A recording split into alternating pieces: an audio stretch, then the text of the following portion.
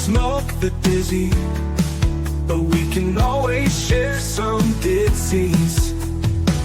It's just a cup in time. This song doesn't have to rhyme. Life's all of us, not every moment we can be feeling fine.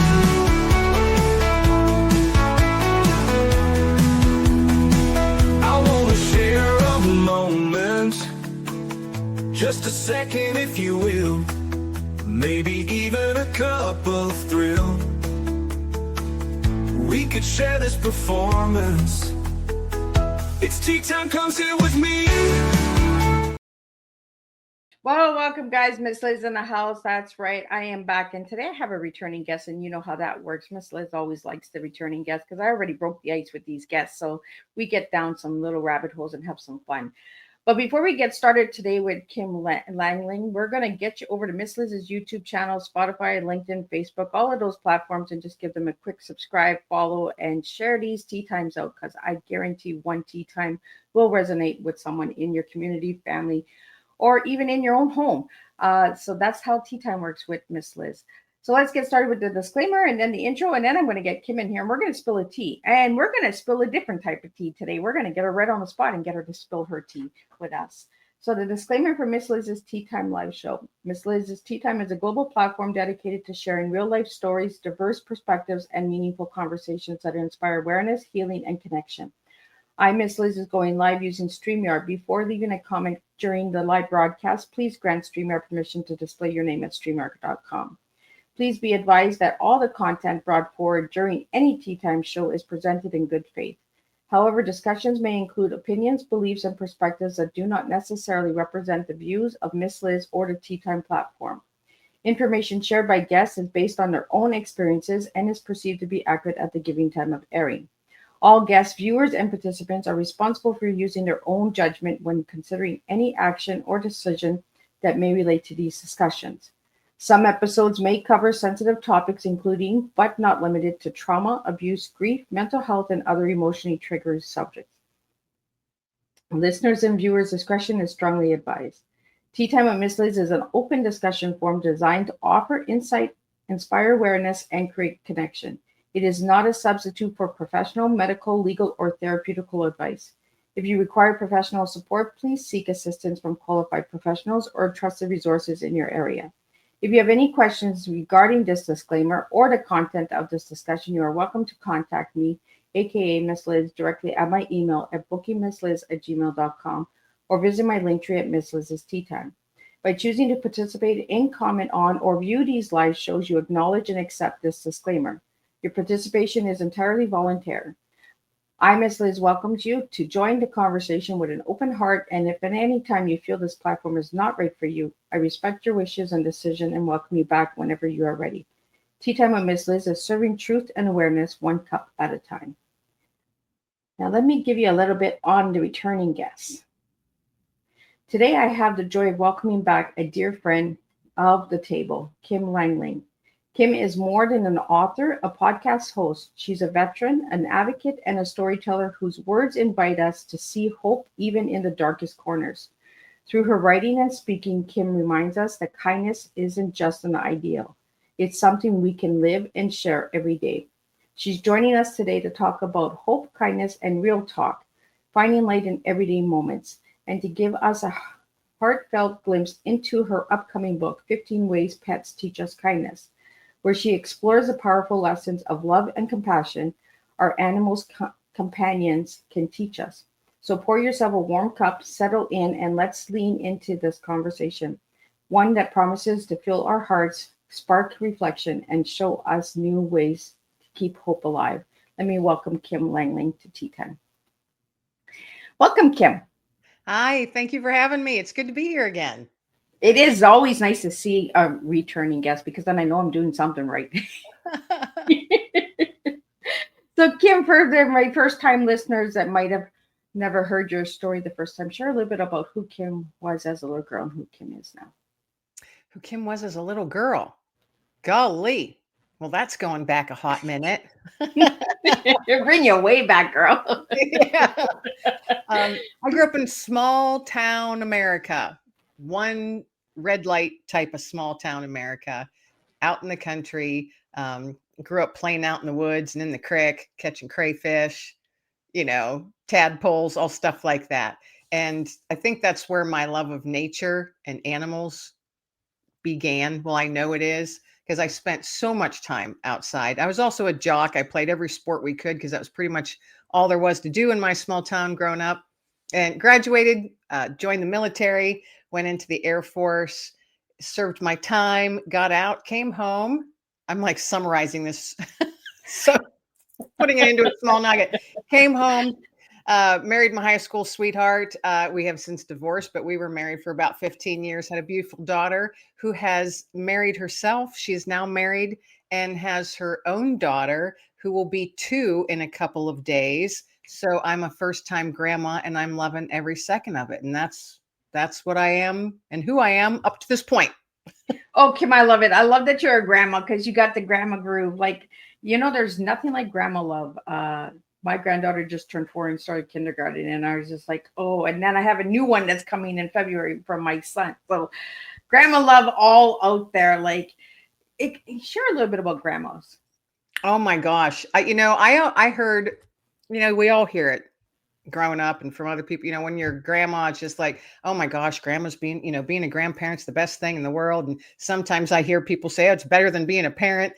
And I never quite understood it until now. So, and I am blessed that I get to have my granddaughter a couple days a week. And I'm so fortunate that I can do that. So I spend a lot of time with her and we're outside all the time, of course, playing in the dirt and finding worms and stuff like that.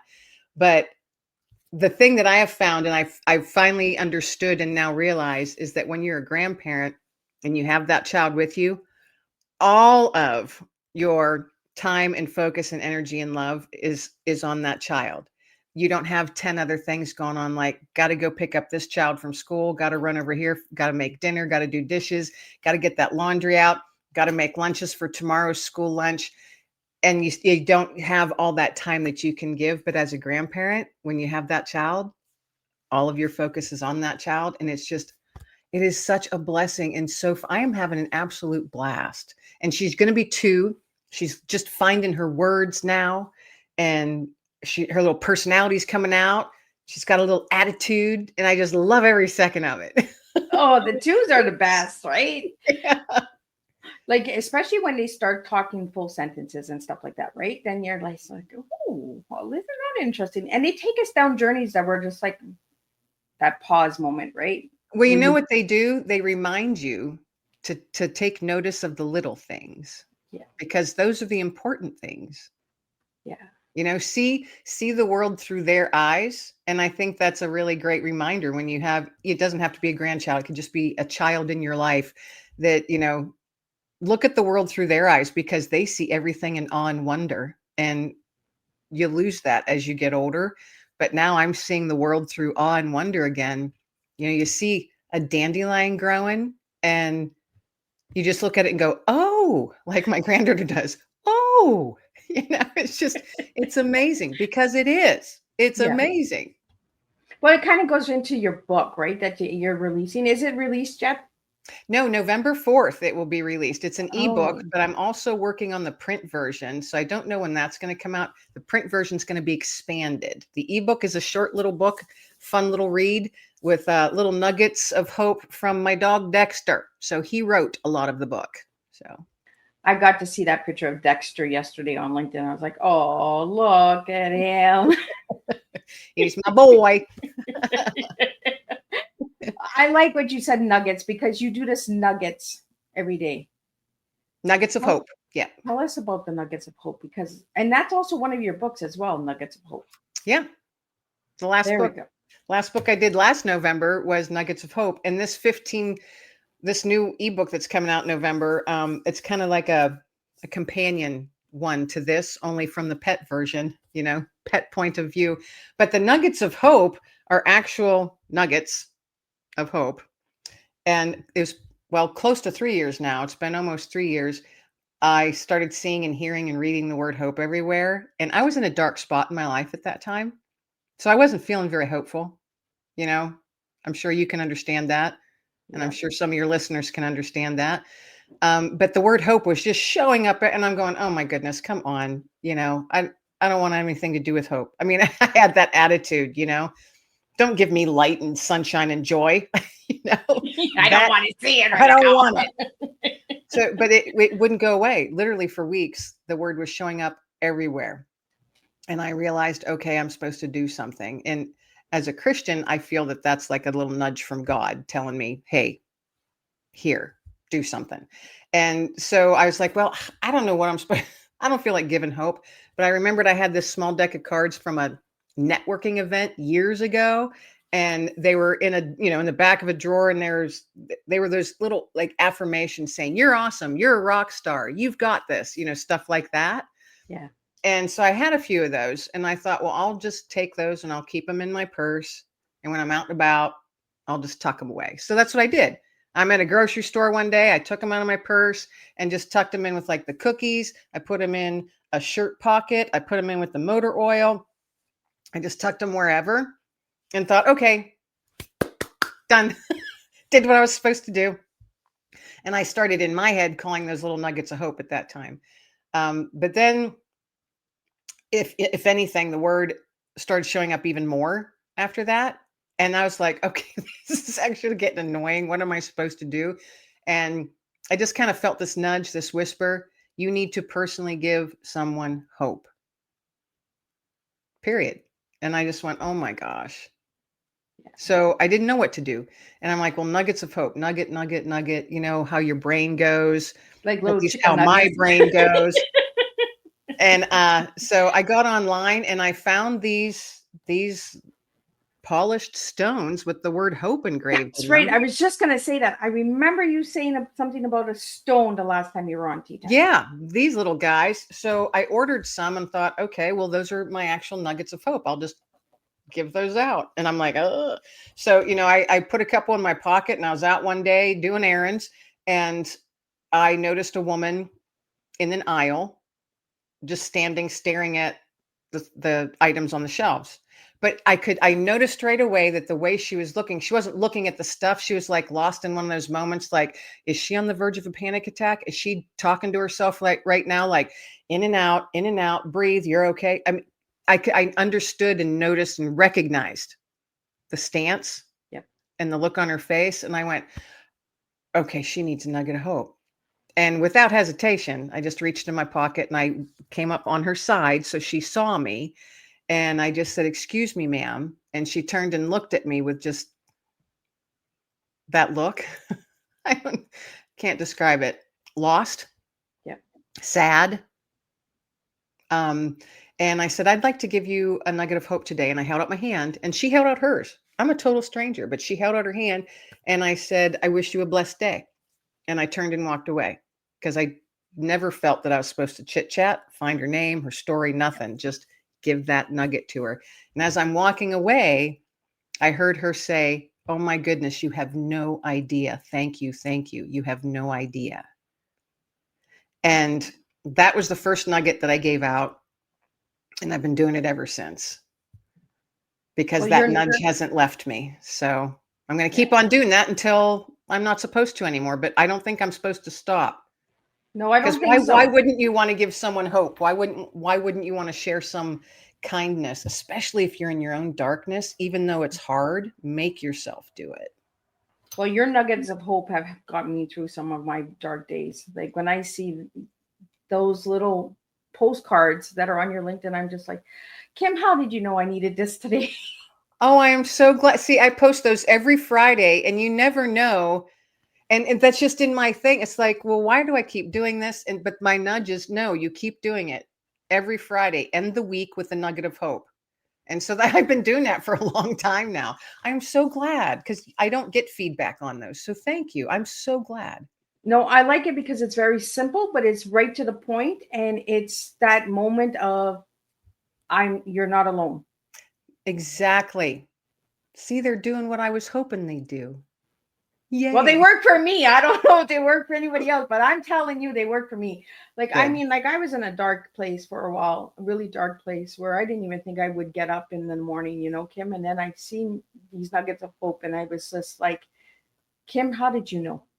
How did you know today was the day that I needed this? Oh, Right? well, see, and that's not me. And I'm so glad. You know what I mean? It's just how whatever your beliefs are. If you believe it's the universe or whatever, I believe it's God. However your beliefs are, I'm so glad that they're reaching who they're supposed to reach. Yeah. Because a lot of times when I find them and I create them, a lot of times they're for me too. And I'll go back and look at them every once in a while, be like, oh, okay, yep, that one's hitting me today. Okay. Well, affirmations and the nuggets, they go a long way, because that's what I've started this year is the affirmations every day, right? And I'm just like, oh my God, I've done it for 276 days. I haven't stopped, like every day. And there's days where I'm just like, I don't have it in me, but I need to journal. I need to affirmate. I need to keep strong, especially somebody who suffers from depression and mental health. And especially with winter coming, like the blues, like I am fearful of winter. I love winter. Like I come from a northern town, Kim, but the blues, the mental health goes down deep in the wintertime, because it gets dark faster. There's no more sunlight. So I try to get out as early as I can and sit out all day, as long as I can. Then the sun comes out. I'm just like, I wasn't ready for the darkness yet. Right. Yeah. And then that's a tough time of year for me too. And I dread it, because now it's like pitch black here by 7 now where I live.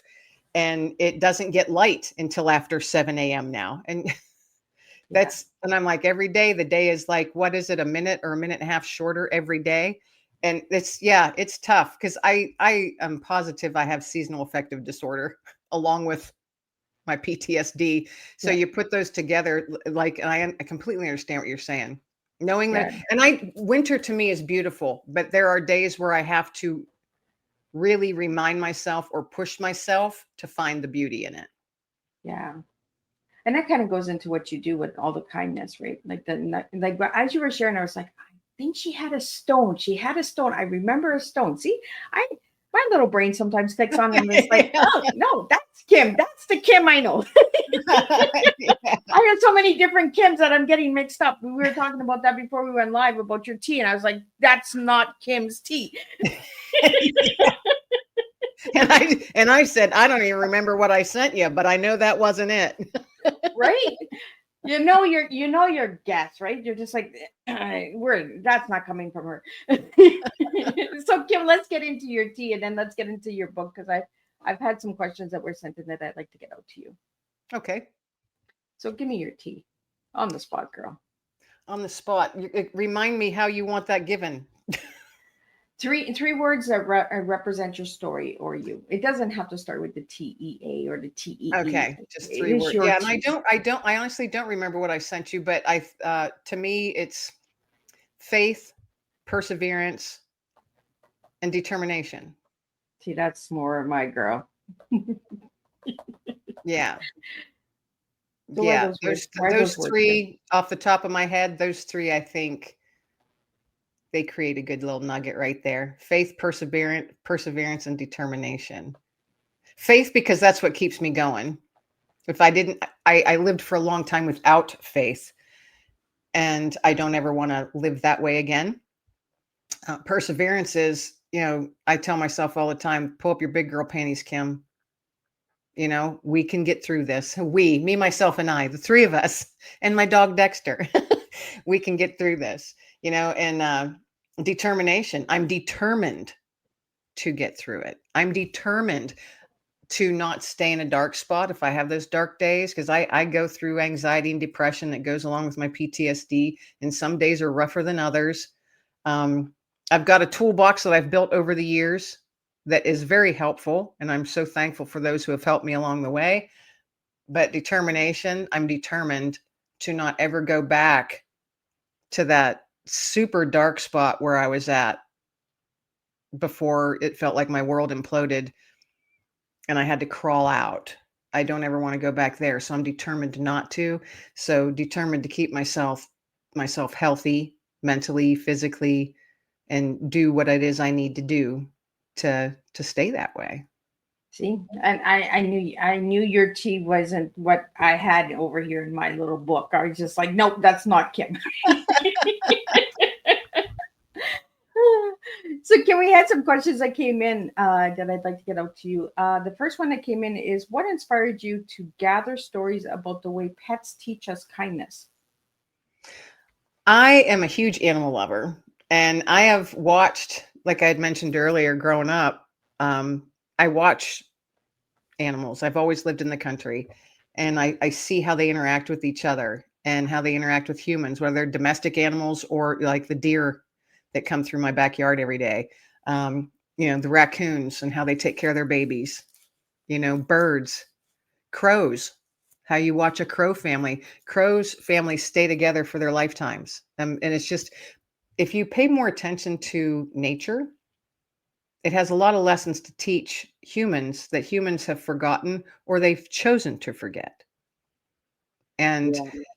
so I wanted to write from my dog's point of view. He shares his nuggets of hope in the 15 ways, and we did it just 15. We could do 315 if we wanted, but and I tried to use his voice and how he sees the world, his point of view, because think about it. And I'm going with dog because that's what I have. But anyone that has a pet, you know what I'm talking about. Yeah. The patience that they have, because they spend their whole life just waiting on you, waiting for you to feed them, waiting for you to take them for a walk, waiting for you to snuggle with them on the couch. They spend their life waiting. So they're incredibly patient souls. They love you unconditionally. You might step on their tail accidentally in the kitchen while you're rushing around trying to get dinner, going from, the stove to the fridge, and you step on their tail and they'll yipe, but they'll jump up, but they immediately run to you and you pet them and say, "Oh my goodness, I'm so sorry." And they've forgotten about it already. They're so very forgiving, right? Yes, they're very forgiving. They don't carry grudges. They're not bitter. And if there are animals out there that seem that way, that's because humans taught them that. They're not born that way. Yeah. So, Yeah. We don't just become evil, right. right? Yeah. So Kim, the next question is, when you reflect on the 15 ways in the title, what was one lesson that surprised you the most? Patience. Because I don't have it a lot. And I remind myself, or Dexter actually reminds me, or any animal that I'm around will remind me. I'll be sitting here working, and then I realize it's a half an hour past the time that I was supposed to feed the dog. And he's laying here in my office doorway, just with his hands on his paws, just patiently looking at me, just patiently waiting, knowing I'll do it, knowing I'll feed him eventually. Or he, lets me know it's patience. And then also he keeps me on track. So if I'm up here too long, because he's in tune with me enough now where if I have like anxiety creeping up, and that's how I always say it's creeping up, he will just come up and start nudging me. And my other dog before him did the same thing. Once you've had them, they've been in your life long enough, they become very in tune with you. So Dexter now will do that every couple. It's every 2 hours typically. He'll come up, start nudging my leg. And I used to be like, "Okay, time for you to go outside." And then I realized, okay, yeah, he has to go outside to do his thing. But he's also reminding me, "Kim, get up, go outside, breathe, get some fresh air, get away from the screen." So he reminds me of when it's time for a break, when it's time for a snack, when it's time for a drink, So that's, I try and I don't know, try it sometime if you have pets. See the world through their eyes, and then pay closer attention to how they interact with you, because they're telling you an awful lot without words. You just got to pay attention. Yeah. Yeah, you just got to pay I'm attention. a cat lover. I have grandbaby pets. I have dog grandbabies. Yeah. And they just hear the word grandma and they're like hyper, and I'm just like, I don't do anything special for you guys. I just buy a cookie once in a while, but they know me, and they can tell, like, even before I get to the door, ring the doorbell, they know grandma's coming. Like, they're just like, My daughter's dogs are the same way. Yeah, she'll be like, "Grandma's here." And she says, "Mom, they absolutely lose their minds when we say grandma's here." Yeah, it's like they know, right? Yeah. I always talk about the animal language. When you're talking to for me, for my cat, Kim, I talk to my cat and my cat will answer me back, right? Like I'm like, you're having attitude today, like, it's just like where's that coming from? Like, or she'll go to the window and she'll like do this like little like to the birds, and I'll be like, don't be a bully, like be nice. Like they just want to sit on the windowsill. But we have this animal human language. Do you Mhm. have that with Dexter? Oh, absolutely. Absolutely. And I did with my other dog too before him. Absolutely. Yeah. Yeah. And that's something we don't talk about, right? Is the human interaction with animals. I talk to every animal that I come across. We're little Snow Whites. We just talk to the squirrels and Well, I do. birds. I talk to squirrels and the chipmunks and the birds. And, I've told my family and my daughter for years and years, I'm like, I want to be known when I'm in my 70s and 80s as the crazy old bird lady out there feeding her birds and talking to them. And, I'm doing pretty good with that right now. So I'm going to keep on going. But it's funny though, because the birds I feed everything. Again, I live in the country, so I feed the deer, I feed everything. So and I have a big yard. So I call it like the wildlife refuge, Kim's Wildlife Refuge, because they all know where the good food is and they just come, you know. So of course, when I'm out there, like a deer, here's a good example. I had a doe. I have a lot. They come through all year round, but I had a doe in the spring, and she was out there, and I noticed. I'm like, "Ooh, you're getting pretty pregnant. You're going to drop that baby any day now. Please don't do it in my backyard. You know, do it somewhere safer." And then I didn't see her for a few days, and I was like, "Oh man, I hope she's okay," because she would come through every day. And then one night, I'm sitting on my back porch, and I look up, and she's coming out of the woods. And I realized she's not pregnant anymore. And I went, "Ooh, there you are, young mama." And so I'm whispering to her. I'm just automatically talking to her. And she's coming out real tentative, and she kept looking behind her. And then, I don't know, like a minute and a half later, her baby fawn comes out, just all gangly, and I'm like, "You're about 2 days old?" And I was like, "Thank you for introducing your baby to me." Oh, And she went over because the food was out and she's eating it and the baby's following her, all gangly legged. And um, she was comfortable enough to come to bring her baby. And I was like, "Thank you for introducing your little one to me." So I talk to him all the time. and that goes into the next question. This is how it works. Like I just got to cross off all these questions because my guest just answered them as we're talking. That's how smooth this conversation goes. Because then the next question that came in, it was share a story that shows kindness and that, and the deer did that. Brought Yeah, kindness to your heart, like brought the baby to see. Hey, look it, that's my friend Kim, and right. here's my kid. And then they're so peaceful and so beautiful, these animals. And you watch, I do anyway, how they care for one another. And I often think a lot lately, the last several years, if humans were that way, the world would be such a different place. There's really no need for power struggle and I'm better than you type of stuff. There's no need for that. And I don't believe that we were put on this planet to be that way. Well, as a I matter don't of think fact, so I either. know that. I know we weren't put on this planet to be that way. And there's all kinds of other stuff I'll say, but I won't. I won't share it. I'm just saying kindness. We keep it kind. Yes, kindness is desperately needed. And people are like, "Well, how can I do that?" And I can't change the world. Well, no, you can't. But I always say I can't change the world either, but I can certainly, and I'm darn well going to try to change my small slice of the world for the better. Yeah. And just think if everybody did that, tried to change their small slice of the world for the better, Yeah. they would have a ripple effect. And you never know what your act of kindness, how far that's going to reach. It's going to go no matter what. I firmly believe this. It will go past you. Yep. Someone's kind to you, you are going to feel at some point that you're going to share that kindness with someone else. So it's just going to keep going. Why can't we do it purposely? Right? Why do we have to have that permission to be kind? Right. Just do it. Smile at a stranger. You know what my favorite thing lately is and has been for about the last year? Compliment a stranger. Right.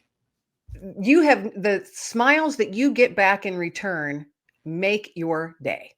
Or if you You know? like an outfit, just say, "Wow, that's an awesome outfit." Like you're not putting evil out there. You're putting kindness out Right. there.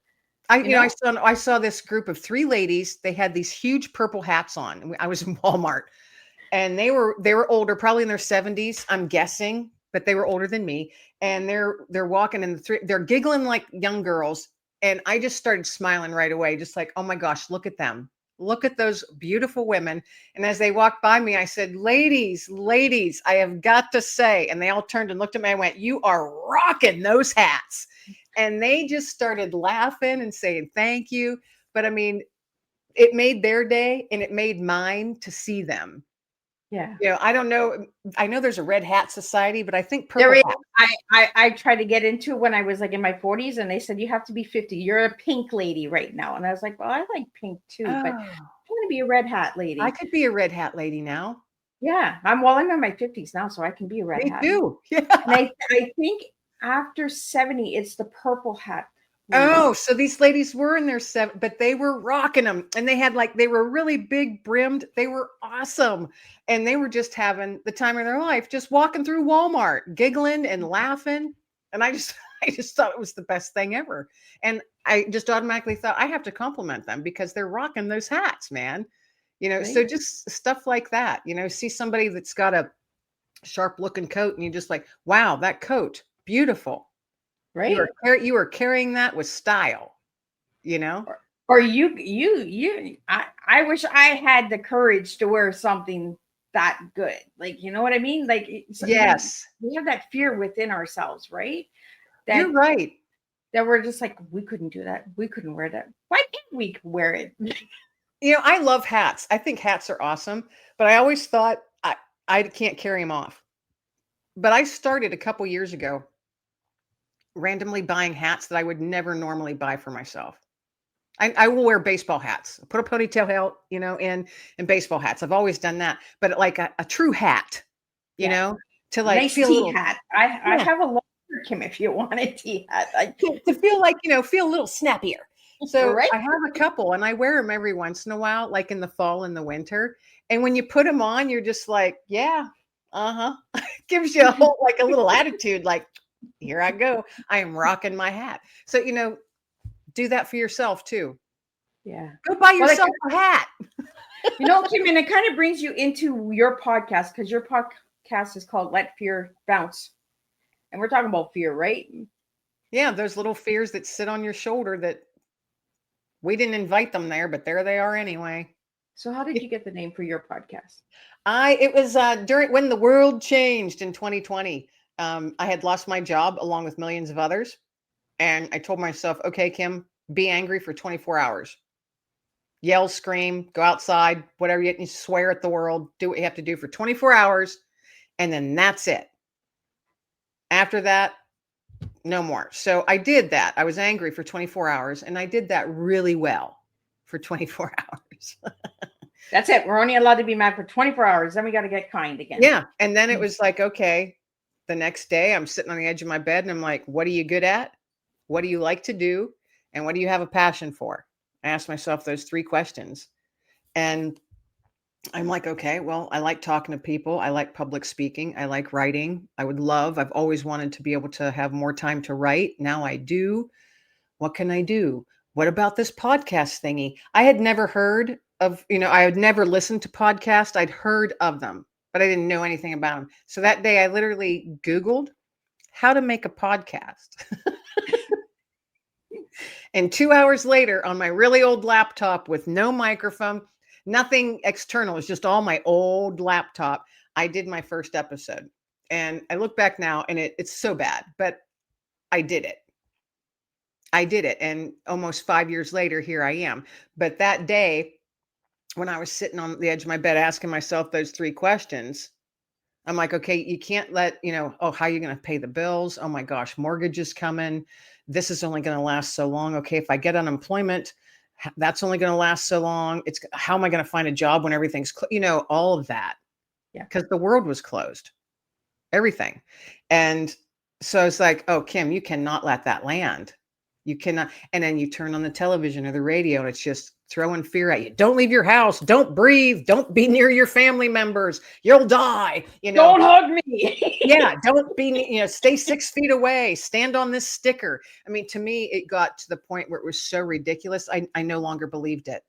I was like, this is some sort of grand plan, and I'm not playing a part in it. I refuse to. I will not let the world tell me to be afraid, because that's what the world was doing.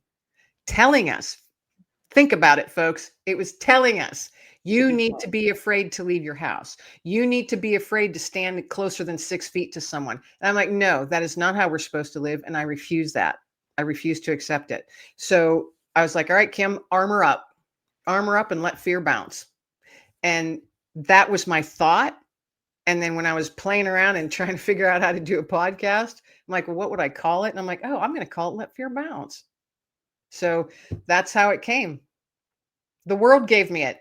The world that was telling me to be fearful. And I said, no. I'm bouncing back. It got so ridiculous that the common sense was no longer there, right? So then it started to wake us up and start saying, whoa. And especially people who live with mental illness and PTSD and stuff like that, we're already in the dark. We don't want to be locked down more, right? So we fight back. And that's what we do with PTSD, yeah, I was, right? We fight. and I made people angry. Because they're like, you have to wear a mask. You have to do this. I'm like, wait a minute. Who's telling me I have to? Well, they are. Who's they? Because I don't believe it. I don't believe them for a minute. And now you can look and see just how wrong so much of it was. And how crazy it was. And how, crazy it was. So, I wasn't wrong in my thinking, but I've never been one to blindly follow anything or anyone ever. I question everything, and people don't like that, and that's fine. Yeah. But I refuse to let someone tell me I should be fearful, of whatever the case may be. I said, no, you give me proof of why I should, and maybe I'll consider it, but I'm not going to be fearful. Yeah. So yeah, I've never blindly, I call that, I don't want to be a member of the sheeple, blindly following anybody, no matter who it is. Yeah.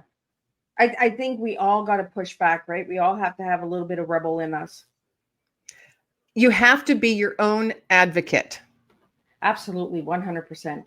For every season and part of your life, especially medical, mental, you have to be your own advocate. Now, of course, you need help. Like I've sought help, and I have people that have been super helpful, professional and non-professional. But you have to be your own advocate. Ask questions. Keep a notebook. Don't just blindly say, "Oh, okay, yeah, okay, I can start taking that pill. Oh, I'll take that pill too. Oh, another one. Okay." Ask why. Absolutely. And then say, "Well, how will they work together? Is it going to cancel each other out? Is it going to make me sick? Why should I be taking this?" Because I've said no to a lot of things. I'm like, no, I'm not taking that. No, I'm not getting that vaccine. Absolutely not. You don't have enough proof that it's going to work, and you can't convince me that it's safe. So if you can convince me it's safe, I'll take it. But you can't, so I won't. Well, I think, and we didn't have those open conversations either, Kim, when it came, right? It was just you do, and you follow. If you don't follow, well, then you're a conspiracy, right? You're going against. Oh, I was called a conspiracy theorist, and I was like, I was too for the longest time. Yeah, and then I was just like, whoa. And then I dropped into it, and then I felt bad about myself because I was just like, oh my God, I fell for them, right? Because I had, I had to travel, and I couldn't travel unless I had it. And I was like, oh my goodness. No. And as soon as I got it, the first thing I said to the person that put that jab in me, Kim, is I said, I just put poison in my body. That is exactly what I told that nurse or that practitioner, whoever gave me that jab, was I just put poison in my body. That was the words that came out of my mouth. And I went into a big down depression for a week. Oh. Because I was just like, I went against my own morals and values because of the fear. See that, I bet, well, I know a lot of people did because a lot of people were threatened or they did lose their jobs because they refused to Yeah. get something like that. And I know we're going back and it's, there's a lot of dissension still probably with that, with vaccines especially. But I mean, that was very real back, Yeah. a few years ago. It really turned the world upside down. And there was so much misinformation and incorrect information and lies. Yeah. And that's all been proven out now. So we were not conspiracy theorists. Yeah. And they said you won't get COVID if you get the jab. Well, you know what? I got it twice. So Yeah. your jab, Here's the went interesting against thing. you. Everybody I know that got a vaccine for COVID got Got- COVID. Exactly. I did not get a vaccine. Yeah. And that's the fear, I got right? the flu, but I didn't get COVID. Yeah. Now I may have. I was never diagnosed with COVID, but there was a few days where I was thinking, I might have it, but I didn't leave my house because I wasn't going to share whatever it is I had. But yeah, that was a crazy time, and that was a time also where, like you said, people that already live with, I call it the little demons that ride your shoulders. That made it. I was telling people, I said, I don't have a problem at all being in my house by myself and not going anywhere. I don't have a problem with that. But then I realized it's not bothering me, and that should bother me. Right. So I made myself go. I made myself get out of the house and go do something because I was like, "Ooh, this would be way too easy to become a recluse." Yeah. At that time, because that's all you heard. And I got rid of my cable. I quit watching TV. So I got rid of cable, stopped watching TV, barely listened to the radio. I just listened to music that I already had. I was reading books. I didn't watch the news because it was really wreaking havoc on my mental health. And I am positive it did on millions and millions of other people too across the world. Yeah. Well, Kim, you talk about books. Let's talk about a couple of your books before we wrap up because time is just flying like Holy cow. tomorrow, right? Let's talk about some of your books. Let's get some of those books out there so people can check those out because your books are simple reads and easy reads and and they lighten your life up. They lighten your day up. So let's talk about a couple of your books that you've written. The last two or the last three. So two of the last three, it's all about pets.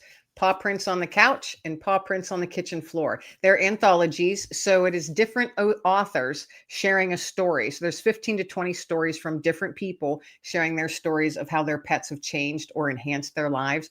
It's kind of like a chicken soup for the soul type books. So it's Paw Prints on the Couch and Paw Prints on the Kitchen Floor. And then my newest from last November is Nuggets of Hope. And this shares the story of how I started with the nuggets, like I shared a little earlier, but it shares specific stories of that first year or two of me actually handing those nuggets to people. So I share some of those personal interactions along with just practical things of, being kind and why shouldn't you be kind and changing your slice of the world, So it's just it's a tiny little book. You can put it in your tote bag or your purse and read it while you're waiting for the kids to get done with softball or hockey or dance. You know what I mean? That's what I liked about your books because they're simple reads and they're different stories, right? Yeah. And they make you thoughtful and they make you giggle, like they make you look at life. And the paw prints, right? How many people complain about paw prints on furniture? I just love the titles of the books. Like, well, see, someone had mentioned something, and I was like, that sounds like kind of a cool title for a book. Let me think about that. Because Paw Prints on the Couch, and when I had to let go of my dog prior to the one I have, he was with me for 14 years, and he had his, snuff marks on the window. He was a big dog, so he could get right up in the window, and he had snuff marks on the window, and there were paw prints, everywhere. And I, cleaning up and everything normal. But then when I had to say goodbye to him, I was just crushed. I was just devastated. And I would find a little fur ball every once in a while. And I'd be like, and I'd start crying. But the snuff marks on the window, I left them there for months. I didn't clean my window for months after I had to say goodbye to him. And that stuck with me. And I'm thinking, how quiet and too clean my house was without paw prints. And I don't care where they're at, or whether on my couch or my bed, my animals are allowed on my furniture. They live here too. So when I got Dexter, he had to have been abused. He was very sickly, very, very timid and skittish, and he wouldn't get on the furniture. It took him a while to work his way up there. And I kept saying, no fear here. You can get your paw prints everywhere in this house. This house, I'm looking forward to muddy paw prints again. So that's how the titles of those books kind of came along. Just remembering, how awful it was to not have them. And we need paw prints in our lives. Yes. Whether it's a dog, cat, gerbil, lizard, Deers, I don't know. raccoons. We need those paw prints. That's right. That's right. Paw prints, hoof prints. If it's a horse, I don't know. You need those. You do. You need them. So do you have any intentions to write another book with the paw prints? I thought about it, and I had reached out to a few people, and then it just kind of fell through. So I thought, okay, I guess it's not time to do that one yet, because I would like to do a third and final one to make it a 3-book series. And that one it already has a title and everything. I have a cover for it and everything called Paw Prints on the Front Porch. And that would be the final one. So I'm just, hey, if your listeners have a story they'd like to share about a pet that they've had, have them reach out to me. If I get enough people, I need at least 15 to turn it into a book. And with these books, for the first 12 months that I have them out into the world, the proceeds go to a local no-kill shelter in my area. So it's not a money-making thing that I'm doing. This is, it's you don't make money with books. No, we don't make money with books, believe me. As a matter of fact, there's more money going out to make them than there is coming in. But because there's a lot of out-of-pocket expenses, editing and proofreading and cover design and things like that. So I never make a dime off of those books, but that's not why I made them. Because each of those stories is a little nugget of hope as well. They're going to make you laugh. They're going to make you cry, maybe both at the same time, make you remember your first pet that you had when you were growing up. They're just, they're nice little books. And then, of course, Nugget of Hope. And then my one that's coming out this November, 15 Ways Pets Teach Us Kindness. So that kind of goes along with my Nuggets of Hope book. So yeah, I'm looking forward to it. That one I'm going to turn into a print book. Like I said earlier, I am continuing to write and expand on it, but the ebook I wanted to get out just because I felt strongly that I was supposed to. So fun little ebook, but a print book coming maybe early next year. Coming to stores, coming soon. Coming soon. In the print book, we're going to get to see Dexter, of course, right? Yes. Well, I think his picture is in the ebook. So if you have, on a Kindle, his picture's at the end. Oh, yeah. And he's a cutie. If you haven't checked him out, check him out, because he is. Yeah, he's another.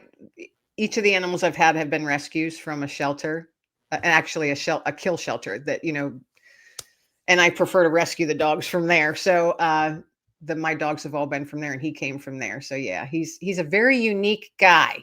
I think adopting animals from shelters is a good thing, because there's so many that are in there that when I go in there, I see heartbreak. I see the sadness, and I'm just like, I can take you home. I can take you home. I can take you. I know. That's why I said, if I was independently wealthy, I would have a lot more dogs. Right. But I'm not independently wealthy. And it seems to be like the older animals that I see in shelters. People yeah, like the puppies and the kittens, but as soon as they grow, they're like, oh, let's get rid of it. Or it's elderly folks that can no longer physically care for them, or they've passed away.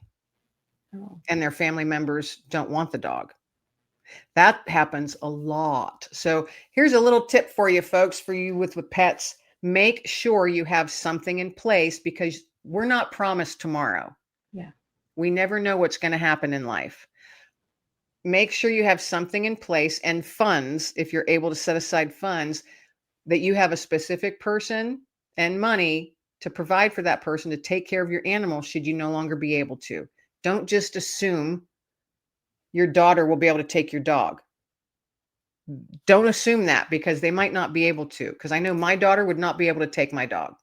Yeah. She's got a toddler and 2 other big dogs. She wouldn't, and a small house. So, keep that in mind. You put in place everything for, this, and this, but make sure you put something in place for your pets too. I've been trying to put a little bit aside, and, I have a person that has agreed, yes, I will take your dog, get it in writing. And then, it's like, okay, I have this, whatever amount of money I have, use it until it's gone, but please take care of my dog the way that I would have. Yeah. I think that's very important. I think it's really important to think of that. And I don't think a lot of people, and I know I didn't for the longest time, but we're not promised tomorrow. And that's something we don't think about, is our pets. Yeah. Who's going to take care of them if you can't? Yeah. That's a good question to ask yourself. Who's going to take care of your pet if you can't? Especially for people that can't have children, right? And their pets are like their children, right? You really want to make sure that they get a good home. Exactly. Yes. A loving home, not to end up in a shelter afraid and not understanding why they're there. Yeah, absolutely. Yeah. So Kim, give me a kindness habit you learned from animals that you can practice daily. Patience, I think, is the main one. I don't think we're near patient enough with each other as humans. Patience and no judgment. Don't judge. Who are we to judge? Who are we to judge someone else? Right? And give me the funniest animal moment you've ever experienced in your life. The funniest. Well, there's been so many, because so many dumb things happen when I'm out walking my dogs. But years ago, it was wintertime. I live in the Northeast, so we get a lot of snow here. And I was walking my other dog, Digger, through the woods, and I was recording him because he was huge and black. And I was like, he looks so cool against the white snow. He's just like so regal through the. I'm like, look at you, king of the woods. And I'm talking to him, of course, and I'm recording him, and I'm walking. And I wasn't paying attention to where I was going, though I should have, because I knew this path like the back of my hand. I'm walking, and all of a sudden, my leg goes down into a ground chuck, or a groundhog hole, and I just go flat on my face in the snow, like splayed out. I was really lucky I didn't break my ankle. And I laid there, and I just started laughing. And I look up, and Digger had sat down and was looking over his shoulder at me like, "What are you doing now, woman?" And I started laughing so hard. He didn't even come over to see if I was okay. He just sat there like, his eye roll. Oh eyes rolling like, what is this woman doing? And I got home, when we finally got home, because I laughed all the way home. And I was very thankful I didn't break my ankle, because I probably should have, and I didn't. But I literally did a face plant. And I got home, and I watched that video so many times, because as I'm watching it, I'm like, oh, Digger, look at you. You're so regal, trotting through the woods. Down she goes. And all you saw was just white, and you heard me, this loud grunt. It was hilarious. And then you hear me going, "Oh my gosh, Digger, the least you could do is come and help me." You hear me mumbling, "Oh my God, I got snow up my nose." I mean, it's just hilarious to listen to. So that's one that sticks in my head. It's the grunt that gets you every time when it's. She did it. She went down. Boom. Just, yeah. Yeah. So that's one of my funnier ones for me anyway. I think it's funny. And one word that describes the bound between humans and animals. The bound. The bond. The bond. The bound. The bound. The bond. If your heart's open enough, that bond is it's endless. It's seamless, it's endless, it's just perfect. The bond. The bond, the bond, the bond. I can't even talk anymore. Blah, blah, blah. Yeah, no, if you keep your heart open, and keep your heart open. Let the animals heal parts of your heart that you maybe forgot needed healed.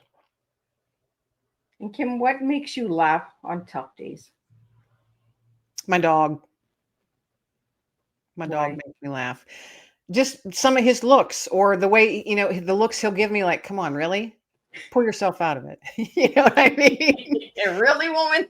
Yeah. Or he'll just, all of a sudden, how dogs, they like put their butt up in there and their tail's wagging and their front legs and their head are down. They're getting ready to play. When he does that, it just cracks me up. I don't know why. So, and I think he does it on purpose. He's in tune enough with me that he does certain things that he knows it's going to get me out of that little funk that I'm in.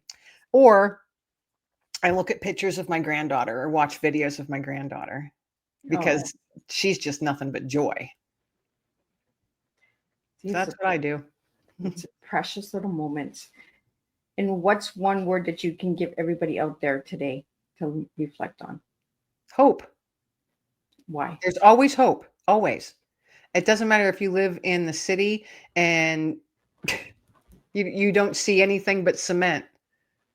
Buy a plant, put it in your window and watch. I hope it grows.